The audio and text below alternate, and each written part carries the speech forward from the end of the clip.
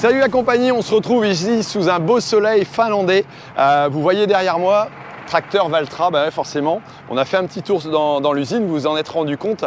Et on va voir comment sont fabriqués les tracteurs qui vont, comme ici chez mon voisin, chez Messéan. On a toute une série de tracteurs là qui sont installés sur le train. Je ne sais pas si vous voyez bien, mais voilà. Et on va avoir la chance d'avoir la directrice Tina qui va nous présenter un petit peu cette usine qui est la plus responsable au niveau environnement au monde du groupe AGCO. Donc c'est quand même pas mal. Vous allez voir, il y a pas mal de points intéressants. On va voir comment se fabriquent des moteurs, comment sont assemblés, des choses que n'ont jamais vues et n'ont jamais été filmées. Globalement, on a une autorisation plus large que d'habitude. Donc franchement, suivez cette vidéo, ça va être sympa. Et ensuite, on va voir aussi avec le vice-président Monde les nouveautés. J'espère qu'il va me dire des petits trucs sympas, voilà, pour voir un peu comment va évoluer encore l'agriculture et la motorisation par exemple, parce qu'il y a des grandes questions. Ça sera quoi demain? Ce sera encore du gasoil, ce sera de l'électrique, ce sera de l'hydrogène ou autre chose? Je vais lui poser ces questions-là, mais en tout cas, dès maintenant, on part pour la visite de l'usine. Allez, c'est parti! On va faire un petit tour dans l'usine de transmission. Vous allez voir, l'ensemble est fabriqué ici. Énormément de choses, c'est hyper intéressant.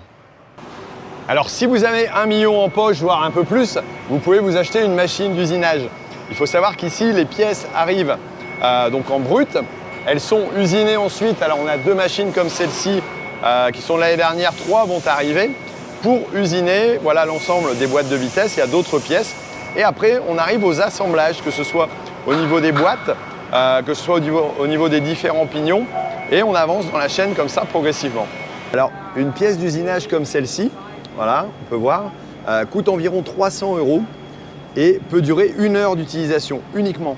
C'est impressionnant en termes de coût ce que ça peut coûter. Et là, on a des pièces qui sont récupérées. Voilà, quand on dit que tout est recyclé, ça par exemple, ça va resservir et être recyclé pour faire des pointes de clous pour les pneumatiques. Voilà, tout simplement.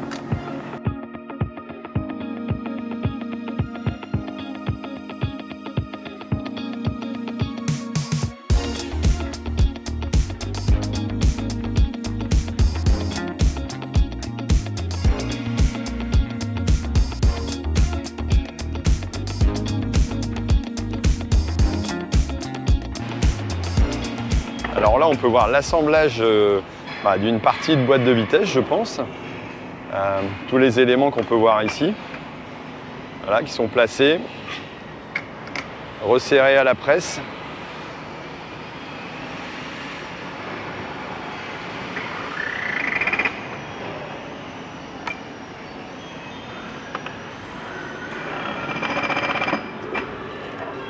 Alors en plus des machines qui sont enfermées, on a aussi des robots qui aident à l'usinage et qui tout simplement réalisent des parties qui doivent être très précises aussi au niveau de certains matériaux.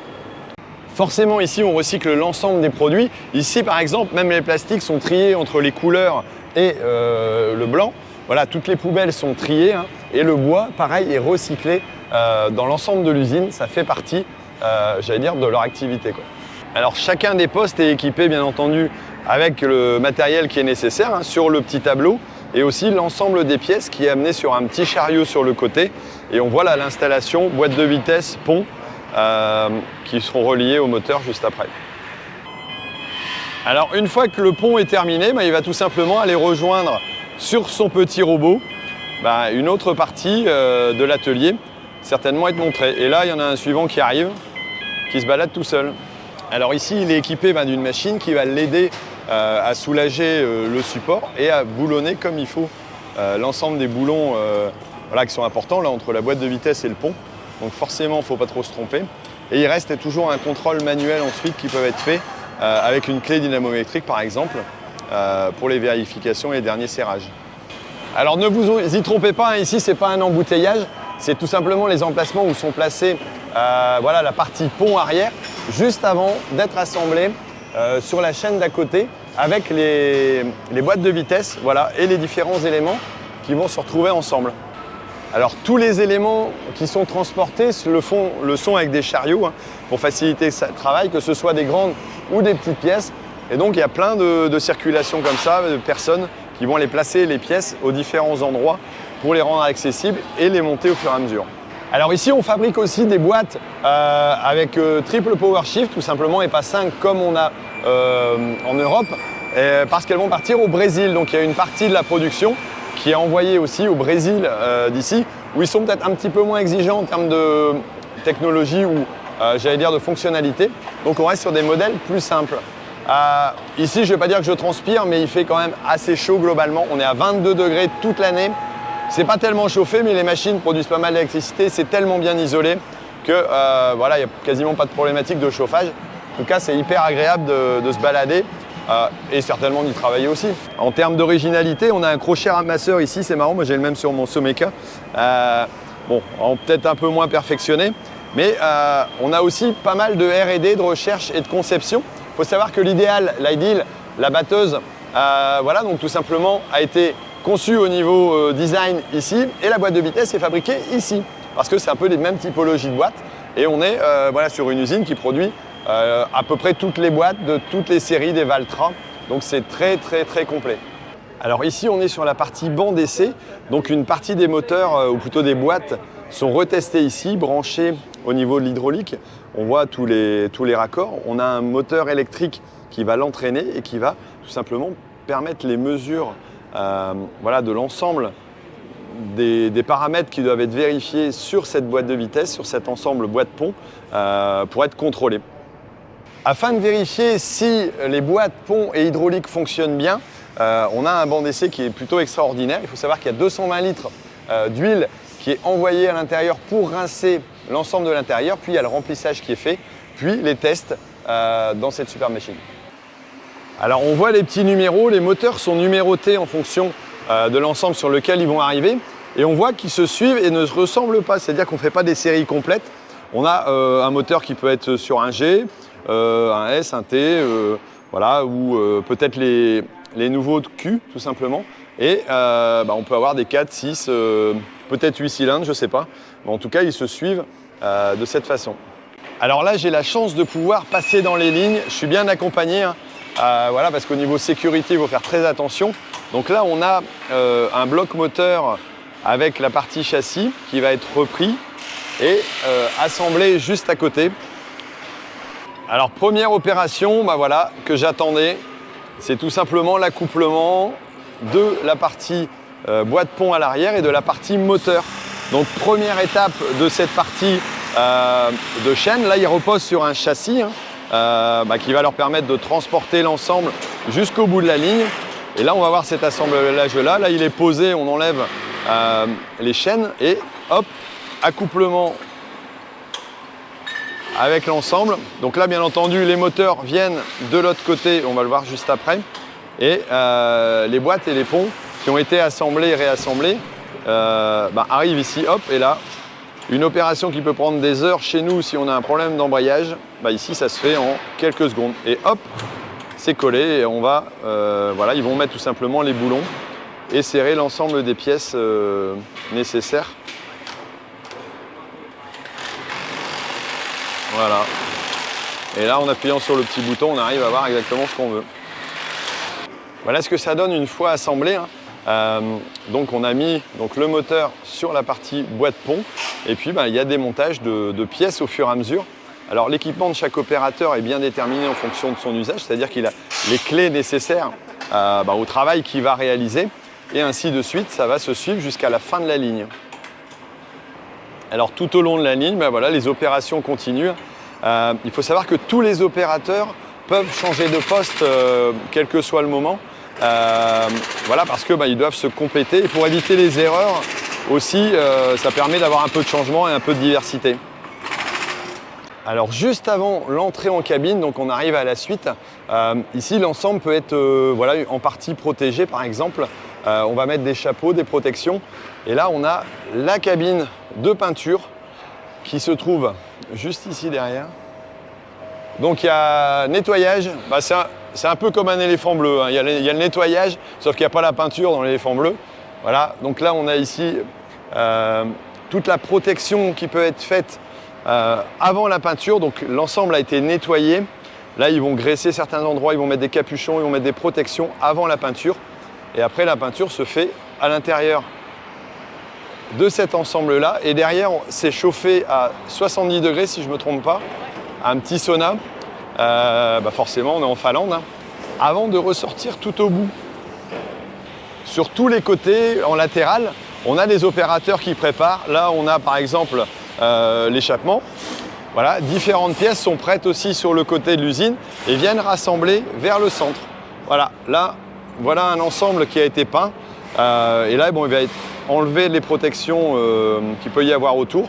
Voilà, par exemple, la partie arrière, la partie moteur n'a pas été peinte. Et il y a certains endroits où il va y avoir des capuchons qui vont enlever pour la suite.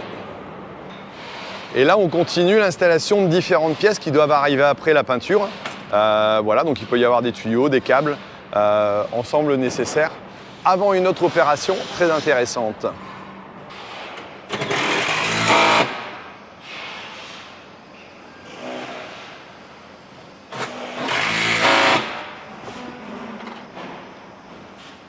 Alors ici, on est à l'assemblage des cabines, hein, le siège est installé. On voit qu'il y a la pose aussi des cuissons. Et puis différents éléments sont rajoutés. Les cabines arrivent quasiment entières, mais il manque encore quelques petites pièces avant d'arriver dans l'assemblage. Et bien entendu, ne pas oublier d'ajouter le petit livret dans la bonne langue qui va bien en fonction de sa destination. Il faut savoir, là, c'est en train d'avancer, il faut savoir que toutes les 12 minutes, un ensemble est réalisé avec une nouvelle cabine de peinture qui va arriver très bientôt. Ils vont arriver à 10 minutes. Donc gagner 18% si je ne me trompe pas dans le nombre de tracteurs, c'est-à-dire qu'au lieu d'en sortir 47 comme c'est le cas actuellement, sur les 380 mètres de fil, et ben, tout simplement ils vont mettre, en avoir voilà, presque 20% de plus. Ça va faire 8-10, une petite dizaine de tracteurs en plus par jour. C'est pas mal. Allez, assemblement de la cabine. Là, on est sur un modèle, t'as dit ? Série T. Ouais.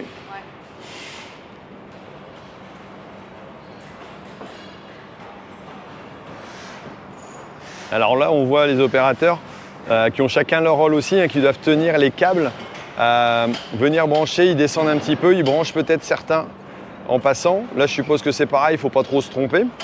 Parce qu'après qu'il faut redémonter la cabine, c'est plutôt compliqué. T215 direct, voilà. Complément d'information de la part de Charlotte. Voilà, et on voit que chacun, là aussi, branche éventuellement quelques câbles, quelques tuyaux, quelques fils électriques et descendent au fur et à mesure. Voilà, là c'est pareil, élément de sécurité. Et on voit qu'ils font ça de façon très cool, très calme. C'est détendu, c'est pas stressé. Franchement, c'est impressionnant. Et on continue sur la chaîne à installer l'ensemble des pièces.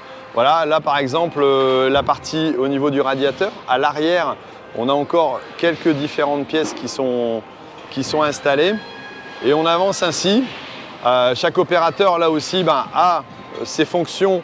Et en fonction du type de tracteur, bien entendu, vu qu'ici, vous remarquez qu'on n'a pas le même tracteur ici que de l'autre côté, ils doivent connaître aussi l'ensemble. Hop.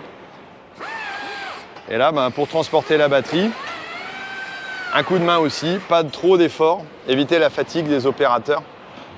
Et on continue la ligne comme ça, ainsi de suite, jusqu'à la sortie et l'installation des roues. Remplissage ici de l'ensemble des liquides. Alors on a le Nestemine, donc le carburant à base d'huile. On a la déblue, je suppose, et puis l'ensemble de l'hydraulique, voilà, qui est ici installé à ce poste pour le remplissage dans la ligne. Alors ici, on voit un tracteur arriver au banc d'essai. Une fois qu'ils sont sortis tout simplement de la ligne, les moteurs vont être testés. Donc ils sont positionnés ici. On va voir, par exemple, celui-là, on a les roues qui tournent. Donc que ce soit certainement le freinage, la transmission. Là, c'est pareil. On voit qu'il est sur un banc un petit peu différent et il est en roue libre. Et donc, ils sont branchés, l'hydraulique, les roues, le moteur est testé pour que, une fois arrivé chez vous, il soit tout simplement vérifié, contrôlé et que l'ensemble des éléments ait été, mesuré pour que ce soit au top. Et là, on a tous les tracteurs qui sont prêts à partir.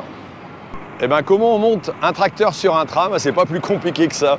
Il suffit d'enlever les barres sur le côté, de bien le placer et hop, il est prêt à partir. Je pense que le deuxième arrive. Allez, on va se reculer, sécurité. Mais en tout cas, ça monte vite.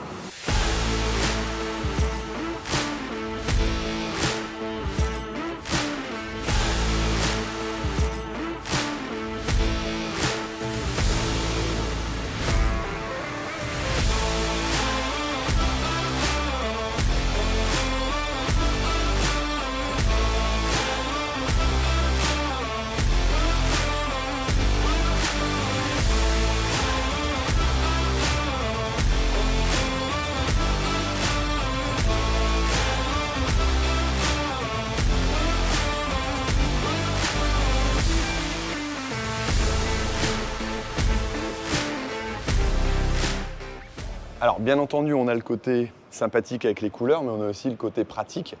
Ici par exemple, il y a la grue Kesla qui a été installée. Hop, 2 séries, vous voyez, avec des adaptations qui sont vraiment bien foutues, où là on a le support à l'avant pour venir tenir la grue, donc le tracteur va pouvoir se balader comme ça. Et il y a tout l'équipement. Alors bien entendu, il peut y avoir le pneumatique. Là on voit le support qui a été mis sur le châssis. Il n'y a aucun autre constructeur qui fait ce type d'équipement. On va voir un petit peu les attaches au niveau du châssis ici. C'est aussi hyper impressionnant, quoi.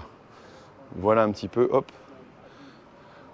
Je viens de demander au patron de l'atelier ici, parce qu'il est à D'accord, côté de moi. c'est lui Je qui lui ai gère demandé ici. en fait la chose la plus bizarre qu'il a faite ici, comme tu m'as demandé.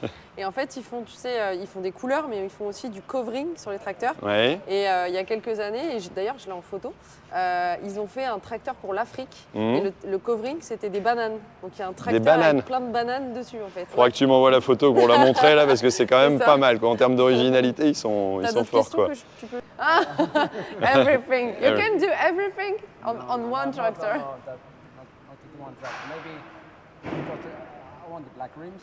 Maybe some cool color.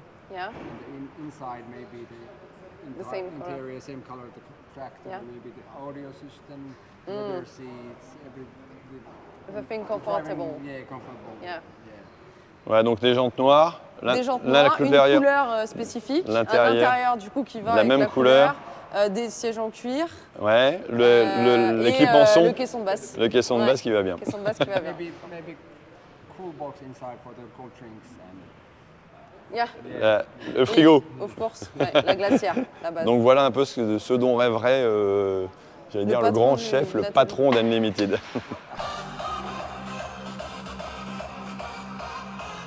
Alors là, dans celui-là, il est en train de monter le système son avec un Boombuster. Alors nous, on avait eu déjà un tracteur en Unlimited, on avait eu le siège en cuir, on avait eu le caisson de basse. Bon, il y avait le frigo, ça c'est pas Unlimited, mais voilà. On avait demandé des rideaux sur les côtés quand on a fait le tour, tout simplement parce que ça me permettait d'éviter d'avoir le soleil à l'intérieur de la cabine pour filmer. Et tout ça, ça nous avait été fait, voilà. Franchement, intéressant. Alors je suis avec la petite Chacha, la petite jeune qui s'occupe de la communication ici. Yenna? He say that it's little Chacha. It's beautiful. Little Finnish Chacha. Petit exemple de tracteur un petit peu spécial qui a été fait aussi. Voilà, en Unlimited. Le black en général, il a du succès. Hein. Ah, le blanc aussi, plutôt sympa. Avec du PTG aussi en télégonflage, si ça vous intéresse. Voilà, et là, pour les aéroports de Finlande, il y a beaucoup de tracteurs voilà, qui sont entre autres aussi en Nokian en pneumatique, autre partenaire du Tour. Là, un petit cul, voilà. Et il y a beaucoup de tracteurs qui sont comme ça sur les pistes décollage et d'atterrissage en Finlande. Allez, là, on va sur le parc, on va traverser, et il y a le train juste à côté. Alors, je ne sais pas si je vais pouvoir faire mon marché, je ne suis pas sûr de pouvoir choisir. Tous les tracteurs qui sont construits ici, fabriqués, sont bien entendu déjà commandés. Il n'y a pas de tracteurs qui sont faits de pré-série. Hein. Voilà, là, on a encore certainement un tracteur un peu spécial avec une lampe d'éclairage LED bien spécifique, un pneumatique aussi spécifique. Mais en tout cas, il y a un beau petit choix. Une des particularités aussi des tracteurs de chez Valtra, c'est le fait d'avoir un poste inversé. Donc là, il y en a notre ami journaliste de chez Ontrade qui est sur un essai en poste inversé. C'est génial en conduite, j'ai déjà fait, franchement, c'est sympa. Impressionnant, non? Eh chérie, j'ai perdu la boîte à clous, tu sais où l'a mis? Non, on ne sait pas. Eh ben maintenant, ici, faut pas se tromper de référence. Alors ici, on arrive au tout nouveau Logistics Center. Vous voyez un peu comment c'est immense, on va voir un petit peu le comportement des racks. Mais pour économiser de l'énergie, entre autres, ici, ils ont créé un système assez intéressant, bon, sachant qu'il fait froid. Hop, bah voilà, si j'avance, j'ai de la porte qui s'ouvre. On a les camions qui sont rentrés à l'intérieur. On referme les portes pour éviter de perdre de l'énergie. Il faut savoir qu'en grandissant un petit peu de 10 000 m² en plus, il y a quand même 8 hectares de couverts ici, 80 000 m² de couverts au niveau de l'usine. là, ils ont réduit, grâce à leurs efforts, de 18% la consommation d'énergie globalement. Donc c'est quand même assez énorme. Alors là, on doit avoir des sièges, d'après le nom qu'on peut voir ici. Voilà, il y a tout simplement ces appareils-là qui vont permettre de ranger et de stocker l'ensemble des éléments dans les racks. Voilà, on voit qu'on a des opérateurs qui préparent ça, qui montent en hauteur. Il faut savoir qu'ici, par exemple, en termes de luminosité, il y a des capteurs qui font que quand c'est plus calme, qu'il n'y a plus personne qui circule, ça baisse d'intensité, un peu comme dans les rues maintenant, dans certaines villes. On a quand même 500 à 800 palettes par jour qui rentrent pour l'ensemble de l'usine, donc c'est assez énorme. Et là-haut, on a des panneaux à infrarouge, on est chauffé à 21 degrés. Il fait super bon ici, c'est agréable. Et l'hiver, c'est pareil, même s'il fait moins 25 dehors, pour avoir des conditions de stockage, mais aussi, bien entendu, pour les usagers, tout en limitant le coût et le côté environnement, grâce à un système qui est en infrarouge et chauffé par de l'eau. Là, ici, on a un opérateur qui vient chercher donc, les pièces nécessaires pour un montage. Voilà, donc il vient avec son petit chariot, il prépare avant d'aller l'emmener à l'ensemble. Et de l'autre côté, c'est pareil, on a de la préparation dans les petites boîtes, là qui viennent de cet ensemble-là, voilà, de toutes les caisses, de tous les boulons qui peuvent exister. Et donc, il prépare boîte par boîte avant d'arriver pour le montage. Si, à mon avis, il y a une erreur et qu'il manque un boulon, ça peut être embêtant, ça peut ralentir la chaîne. Donc, ils ne doivent pas se tromper, je pense. Et là, de l'autre côté, c'est pareil. Dans tous les racks, on voit des opérateurs qui vont préparer. Et la personne qui sort le chariot, qui va les emmener, elle, devant leur poste de travail. Là, on a tous les chariots élévateurs qui sont raccordés. Il faut savoir que l'ensemble des chariots élévateurs sont soit électriques, soit utilisant du fuel, j'allais dire non carboné, non d'origine carbonée, donc ils sont tout simplement à l'huile. Il n'y a pas de véhicules qui sont avec du gasoil. Comme me le fait remarquer gentiment Anaël, ils sont carbonés, bien entendu, mais ils sont non fossiles. Donc voilà. C'est ça qui est bien. C'est ça la différence. Au niveau des cabines, on a jusqu'à 6 camions qui arrivent. Et bien entendu, l'ordre doit être équivalent au montage à ce qui rentre dans la chaîne. Donc, ils sont toutes prêtes à partir en fonction d'un ordre bien défini pour que ce soit le plus organisé possible. À l'arrière du bâtiment, donc des transmissions, on a tout l'ensemble des systèmes de recyclage, que ce soit les plastiques. On voit aussi ici le bois qui est recyclé. Il y a aussi un ensemble de stockage qui est un petit peu à l'extérieur et on a tous les flux, les liquides et entre autres les huiles bien entendu. Mais le Nestemail, donc c'est un produit d'huile végétale qui permet d'alimenter les tracteurs. Tous les tracteurs qui sortent d'ici avec un plein sortent avec le plein tout simplement de Nestemail, donc produit d'origine végétale, donc qui n'est pas non plus un carburant fossile. Donc, là, on est dans une usine qui est tout simplement la plus respectueuse de l'environnement du groupe AGCO, ouais, c'est bien ça? C'est ça. Voilà. Quels sont les points essentiels à connaître ici au niveau de cette usine? On est donc ici à l'usine Valtra en Finlande. On est dans la plus durable usine dans le monde. Okay. Donc là, actuellement, il y a 700 personnes qui travaillent à l'usine, qui produisent des tracteurs. Et donc, on fait aujourd'hui 46 tracteurs par jour. Voilà. Okay. Yes. This factory is running completely on renewable energy. L'usine, elle est totalement autonome. Enfin, en fait, elle tourne à l'énergie renouvelable. Il n'y a pas du tout. Entièrement en énergie renouvelable, quoi. Le diesel. Ouais. Okay. Yes.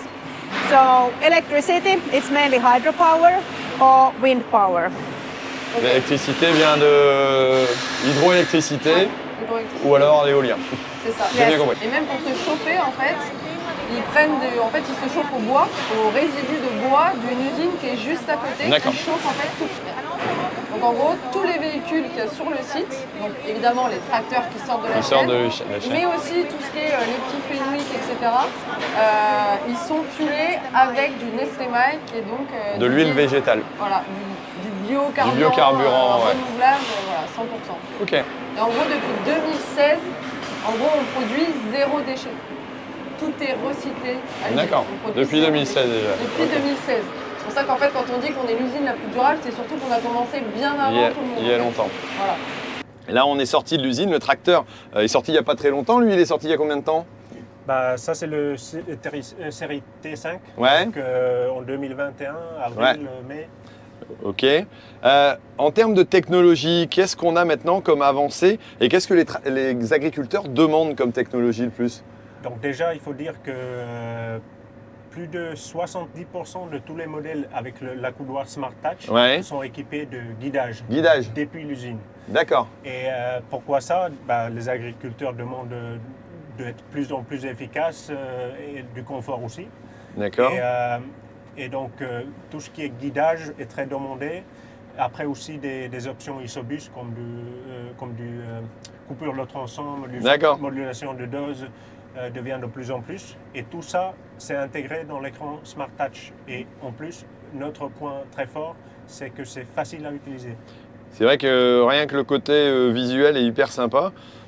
Et là, si je ne me trompe pas, j'ai été sur le GPS, je ne connais pas. Correct. Et donc ça, c'est le menu GPS, c'est juste pour vous faire voir.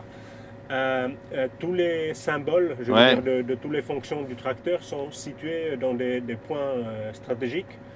Et donc, si on veut aller au GPS, eh bien où est-ce que le GPS est situé sur le tracteur? Sur l'antenne. Sur l'antenne, enfin, sur le toit. Et pas sur l'antenne. Mais... Après, bon, maintenant, ça nous prendrait, je veux dire, en dessous d'une minute de créer des lignes AB, par exemple. Est-ce que vous voulez tester? Allez, on y va. Donc ça, c'est un versus, il faut embrayer quand tu pars. D'accord. Après, on va sur la ligne droite. Donc versus, c'est la boîte transmission Power Shift. C'est ça. Et donc, après qu'on est sur la ligne droite, juste de créer des lignes tout droites. D'accord. Il suffit d'appuyer donc sur l'écran. Voilà. Après, appuie Go. Ça, c'est le mode Go. Ah, c'est très compliqué. Ici, on a la largeur de travail. Ouais, bon. 250, c'est bon. Ok, je valide. Après, AB, c'est le premier. On valide sur une ligne droite. On laisse le point A. Hop, j'ai créé le point A. Et il faut 10 mètres. 10 mètres au moins. D'accord. Et après, il va te proposer de mettre le point B. Là, tu peux le mettre déjà. Go. Sur B, d'abord. Ah, pardon, B. Voilà. Et voilà, on a la ligne AB. On a créé la ligne. Si tu appuies sur ce bouton-là pour activer le guidage et ne touche pas au volant en même temps. Voilà. Et on est au guidage. Alors là, par contre, sinon, je vais tout droit. Mais donc, si je tourne le volant, j'imagine que ça va le couper. Ça le coupe tout de suite. Voilà. Et là, je vais faire une ligne parallèle vu que je viens de faire ma première trace de champ. Bon, c'est devenu une option, comme tu dis, très importante. Alors, peut-être pas sur tous les tracteurs, mais sur des tracteurs de série qui ont Smart Touch, donc qui sont déjà équipés un peu pour la grande culture, on va dire quoi. Oui, il y a déjà l'écran, c'est standard. Ouais. Et donc, après, il y a l'antenne et tous les câblages et les capteurs qui sont ajoutés. De plus en plus, on entend donc que les agriculteurs, nos clients, veulent avoir le guidage. Et après, quand on discute avec nos vendeurs, s'ils reçoivent un tracteur d'occasion qui n'a pas le guidage ou qui n'est pas pré-équipé pour le guidage, il n'arrive pas loin. Il devient difficile à vendre. D'accord. Alors, on a parlé de technologie, bon voilà, ça on connaît en agriculture. Qu'est-ce que vous faites? On a vu que dans l'usine, c'était vraiment vous avez très attention à l'environnement, au respect, à l'économie d'énergie. Est-ce que c'est pareil pour les tracteurs, pour leurs usages? C'est ça, donc la technologie, c'est disons qu'il y a beaucoup de potentiel pour être plus durable en utilisant de la technologie. Comme ça, on conduit moins, comment dire, du overlap. On ne conduit pas un sur l'autre. L'un sur l'autre, ouais, d'accord. Ouais. Au niveau des... C'est quoi en français? De recroisement. Recroisement. De recroisement, ouais. Donc avec la technologie, il y a moyen de diminuer beaucoup le recroisement. Le recroisement avec le GPS, on l'a vu. Ouais. Après, toutes les technologies Isobus ajoutées sur le GPS, donc coupure de tronçon, modulation de dose, on arrive à faire notre travail en mode beaucoup plus efficace. D'accord. Et est-ce qu'on peut gérer aussi la puissance du tracteur en fonction des vitesses pour faire des économies de carburant parce que c'est un poste important quoi? Oui, Valtra est connu déjà, on a des modèles Eco. Ouais. Donc, par exemple un T175 Eco, ça veut dire que les modèles Eco peuvent travailler à 200 tours minute moins qu'un tracteur D'accord, standard. on baisse le régime, donc on augmente le couple. Globalement, on a un meilleur résultat, quoi. C'est ça. D'accord, on a des consommations plus faibles. Ok, top. Eh ben, merci pour cette présentation. Je crois que tu vas m'aider à traduire parce qu'on va aller voir l'un des grands patrons de chez Valtra. peut-être essayer de savoir quelques petites choses croustillantes? Pas de souci. Allez, on est parti. Allez, on y va. Voilà, on vient de visiter l'usine. Je suis avec Johan et Mikko, qui est le vice-président marketing donc Valtra Monde. C'est bien ça? Voilà. Quelques petites questions pour savoir un peu l'avenir de l'évolution des tracteurs. On a été justement à une journée sur l'environnement. Comment vont évoluer les tracteurs? Est-ce que demain ce sera des tracteurs électriques? Est-ce que ce seront des tracteurs à hydrogène? Ou alors simplement un carburant classique? Ce que Mikko vient de dire, c'est que ça commence toujours avec le client, l'utilisateur. Le besoin de l'agriculteur. Exactement. Et comme on ne sait pas exactement comment l'avenir va être, la famille moteur AquaPower Core qui vient d'être développé et lancé, il est prêt à pouvoir utiliser différents carburants de l'avenir. Donc, comme on ne sait pas exactement ce que le carburant de demain va être, le moteur, la famille moteur Core développée par AquaPower, il est prêt à utiliser par exemple l'huile végétale, du biométhane, peut-être même électrique, hydrogène, et comme ça on est prêt pour l'avenir avec un moteur. Vous ne faites pas le pari sur un seul, j'allais dire une seule orientation. Voilà. Ok. Alors ici on est dans l'usine ACO la plus respectueuse de l'environnement. Quels ont été les investissements faits ces dernières années pour justement améliorer, j'allais dire, baisser la consommation d'énergie ou être plus respectueux de l'environnement globalement? Déjà, donc, il y a eu beaucoup d'investissements faits par ACO en Finlande, notamment pour l'usine AquaPower à Linnavuori et aussi ici à Suolahti, l'usine Valtra. Et ces investissements vont garantir qu'on va pouvoir monter en volume, mais aussi faire des nouveaux tracteurs, des tracteurs qu'on n'a pas aujourd'hui sur le marché, de nouveaux modèles. Pour le marché européen, par exemple la France, c'est le plus grand marché pour Valtra d'export. En Europe. Ouais. Et après, il y a aussi le volume vers l'Australie et vers l'Amérique du Sud. Ici, on a des tracteurs qui partent en Australie. Oui, en Australie, mais aussi en Amérique du Sud. Alors, ces investissements vont rendre la possibilité aussi de développer les tracteurs, oui, mais aussi d'autres choses. Donc, on a déjà discuté de la nouvelle génération de moteurs Core, mais aussi des options de agriculture de précision qui vont finalement aider les agriculteurs à travailler mieux et aussi pour la durabilité de l'environnement. Ok. Dernière question, vous avez sorti dernièrement la série Q. Demain, vous avez quelque chose à dire aux agriculteurs français? Est-ce qu'il y aura encore des nouveautés chez Valtra? Okay, yeah. Good point. I will be political answer. So, of course, kind of that was the last 5th generation product. Q series is the last 5th generation product. So, and it's already kind of our flagship at the moment. But I would say that please come and visit Agritechnica. Okay. You might see something new there as well, what we just discussed about. Si j'ai bien compris, il faut attendre Agritechnica pour avoir un peu de nouveauté. Oui, il dit que bien sûr que la série Q va être le dernier de la 5e génération. Et donc le premier du 6. D'accord. Il faudra venir visiter Agritechnica pour voir quelque chose. Ok, on se retrouve à Agritechnica alors. Ok? Meeting there. Absolutely. Thank you. Merci.